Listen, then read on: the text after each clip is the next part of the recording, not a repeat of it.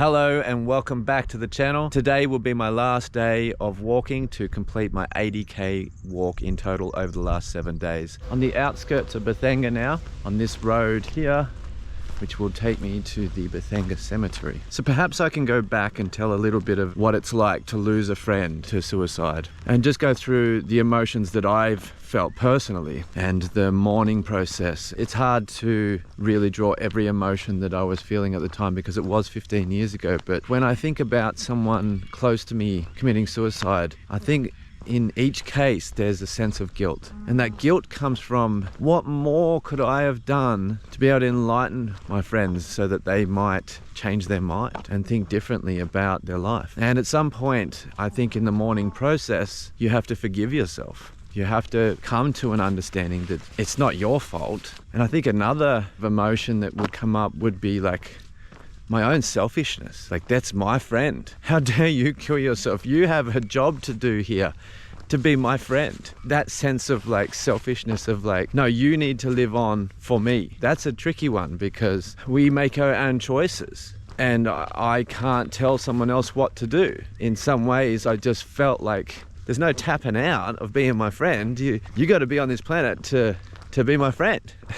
Michael was one of my best friends in the whole world, and we hung out and we did so many things together. So the day before Michael committed suicide, he came around and seen me, and he was having a chat to me. He told me he was going up to see some friends, and I said, yeah, cool, we'll catch up the next day or two or whatever.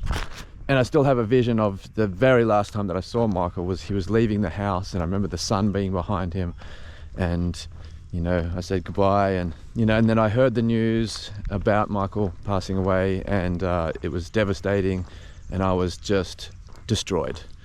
And so the next couple of days, I remember going for a walk about 2 or 3 days later, and I just had the most surreal experience of feeling like Michael was walking next to me. I literally felt like there was a ghost walking next to me, and it was, you know, still to this day, my mind is like, what the hell was that? You know, and I don't know if I believe in ghosts or not, but it was so strange. And I'm assuming the mind just does things, you know, at that time of trauma.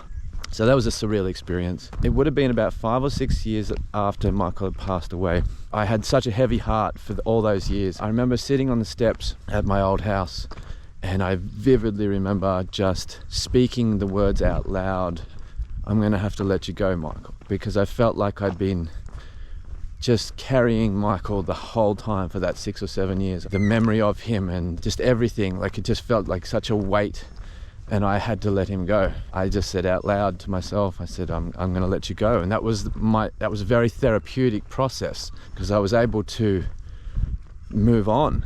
I don't know if that helps anyone else to understand or to maybe help with your healing process, but there is a point when we have to be able to continue with our lives, and then the memory of our loved ones will live on through our lives. And it's been 15 years since Michael passed away, and Philip. And this week has been very powerful in being able to trek through all those emotions and speak about my experience during that time. I think I've learned a lot this week, and I think the walk has been really therapeutic for me, and I'm actually quite proud of what we've done. And I want to say congratulations to all the people that put forward some money to sponsor the Lifeline Out of the Shadows campaign, so that if there are people out there that are struggling and going through crisis and are thinking about suicide, that there is some way to reach out. So I'm going to leave it at that. I don't think it'd be appropriate to film in the graveyard.